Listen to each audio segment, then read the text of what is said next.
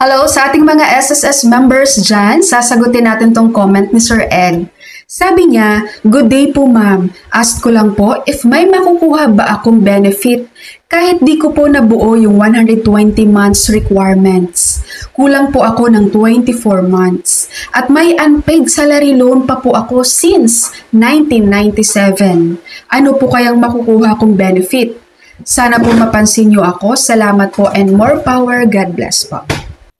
Okay, number 1 guys, sa mga members dyan na hindi po nabuo ang 120 months na contribution sa SSS at pasok na po kayo sa retirement age. Pag sinabi po nating retirement age guys, 60 years old and above ha.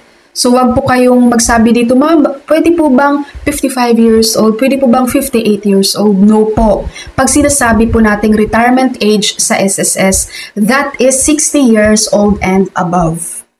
So kapag nasa retirement age na po kayo at hindi nyo nabuo ang 120 months na contributions, ang retirement claim na makukuha nyo po sa SSS ay lump sum, one-time cash payment. Hindi po ito monthly pension.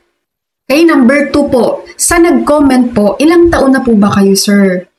Sabi nyo kulang kayo ng 24 months na lang. No? So, ibig sabihin, currently, meron kayong 96 months na contribution sa SSS. Sayang naman, no? 24 months na lang po ang kulang nyo. Pasok na kayo sa pagiging pensyonado. But of course, ayoko po kayong i-judge dahil unang-una, hindi ko naman alam ilang taon na ba kayo.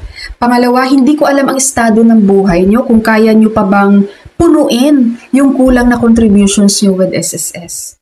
Basta kapag kaya mo pa po punuin, sir, yung kulang mo, no, may kakayahan ka pa para punuin yung 120 months na contributions with SSS, sige po, ipagpatuloy nyo po para kayo ay maging pasok kayo sa pagiging pensyonado ni SSS. Tandaan nyo lang, kapag wala naman na kayong kakayahan pa na punuin yung 24 months na kulang nyo, sir, lump sum po, one-time cash payment ang makukuha nyong retirement claim sa SSS. Okay, number 3, ito last concern nyo po regarding sa unpaid loans nyo noong 1997 pa.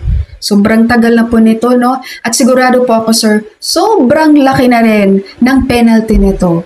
Halimbawa, kung ang na-loan mo lang dati 5,000 pesos, baka umabot na ito ng 50,000, no? Dahil sa iyong penalty.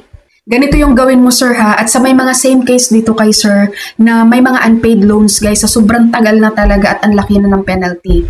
Bago po kayo mag-apply ng inyong retirement claim with SSS, mag-file po muna kayo, mag-apply muna kayo ng SSS Loan Condonation Program. Uulitin ko, bago po kayo mag-file ng retirement claim with SSS, mag-file muna kayo ng SSS Loan Condonation Program. Ano ba itong Loan Condonation Program na ito? Kapag kayo po ay na-approve dyan sa SSS Loan Condonation Program, matatanggal po ang penalty doon sa loans nyo. Ang babayaran nyo na lang ay ang principal amount plus the interest. Nagigets nyo po? Kasi sayang guys, kapag hindi nyo yan i-apply ng condonation loan, tapos ang laki-laki ng penalty nyo. Pag ibawas yan doon sa malalamsam nyo sa SSS, wala na.